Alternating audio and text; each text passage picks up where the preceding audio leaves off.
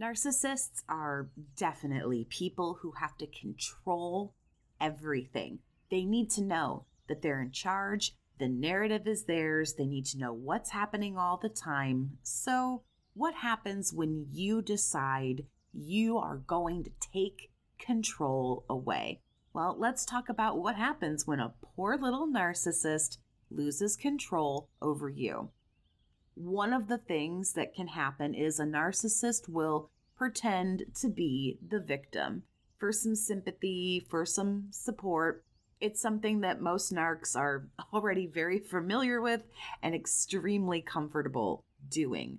Victim mentality works well with a narcissist because they usually do have a trauma or two that they can cry the blues about. They're going to have their story about how a few things didn't go their way.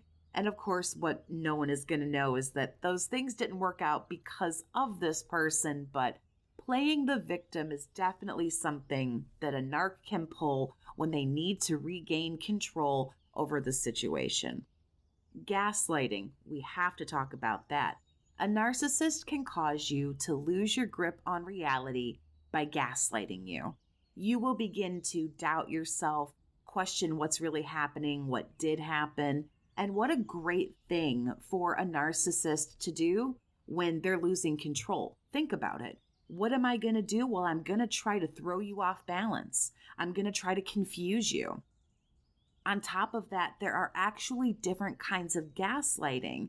There's just straight out lying that causes confusion. There's charm, a little bit of love bombing, some manipulation, even coercion, trying to get people to do things that they don't want to do. But I don't want to make this a video about gaslighting, but definitely something they'll do when the ground is shaky underneath them and they're losing control.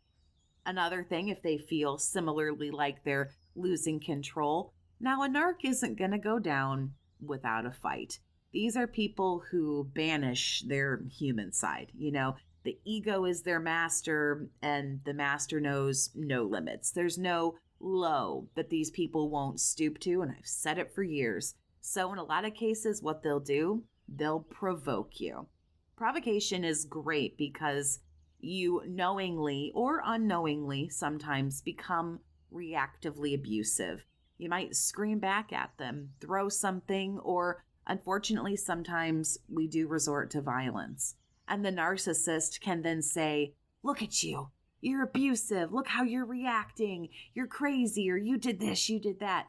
People who are toxic are really, really good, and narcissists are no exception. These people can start a fire, and they get so good at fanning the flame and turning absolutely nothing into an absolute big old something and then flip it around and blame it on you. They can start the fire, fan the flame, and then say, "Well, but you had the matches." That's what this is all about.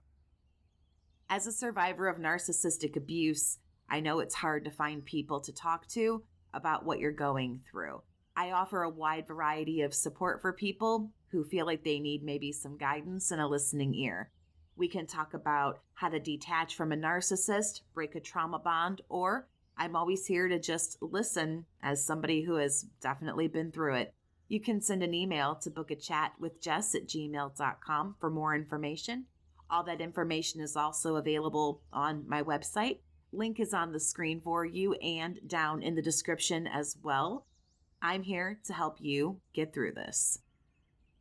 Narcissistic rage is very real and something that you can absolutely experience as you try to maintain or get some control in the relationship. Rage is here for scare tactics, bullying, and to instill some nice fear. It can be very powerful. It can be very scary. When a narcissist feels cornered and they don't know what to do and they don't know where to go, they'll absolutely resort to being a child and lashing out and doing everything they feel they can to get you back under their thumb. Narcissistic rage is super scary, super real. It's just something they can do. Again, no low that they won't stoop to. Now, I don't want to spend long on this, but I do have to mention that a narcissist, of course, is going to try to get new supply or use triangulation to stir the pot and perhaps make you jealous if they fear they don't have much control. They'll start bringing up their ex or somebody else, and now you're in competition with somebody that you don't even know. And getting you jealous can actually shift your mindset from getting control or having a little bit more control over your own life to feeling the need to fight for the narcissist. You might feel the need to outdo somebody else. And so you give more and more and more. It can help the narc regain control while the victim scurries around to please them. The narcissist may have even threatened to leave if the partner doesn't shape up. As we all know, with playing the victim, narcs need you to be the bad guy. And that can happen a lot more efficiently in a lot of cases with a nice little smear campaign. Two-faced as they are, narcs pretty much always have a smear campaign going on somebody. Someone is always stupid or crazy, whatever. Running a campaign can help them get control because a lot of people will begin to have a very low, very negative opinion of you, and then you might not have as many other avenues to go down. Oddly, sometimes when a narcissist loses control, they respond in silence. A silent treatment can cause a survivor to panic. Maybe you choose to take back some control, okay? You're going no contact. But the narc kind of calls your bluff and just goes silent. This might again shift your mindset and trigger you, and it might become, well, wait, I went no contact. Why aren't they calling me? Don't they care? What's going on? The silence might actually get you to break no contact and reach out. If a narc is cutting communication, it's to wait you out or just for some revenge or some punishment.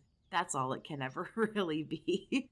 So if they're not cutting communication, a nice, sucky little Hoover might be the way a narc chooses to get things back under control. Of course, the Hoover, some love bombing to lull you into a false sense of they're sorry, everything is going to be good, just give up that control again, let me love bomb you, and everything will go back to normal. So that might also happen.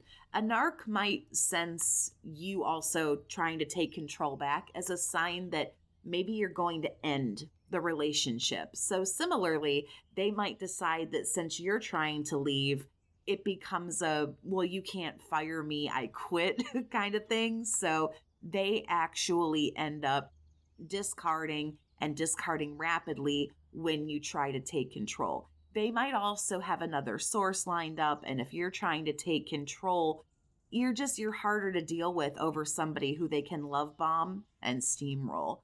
We will always lose to a brand new person who doesn't know what the deal is. So what did the narcissist try to do when they realized they were losing control over you? Share with me down in the comments. Thanks so much for listening today. Have a great day, survivor, and take care of yourself.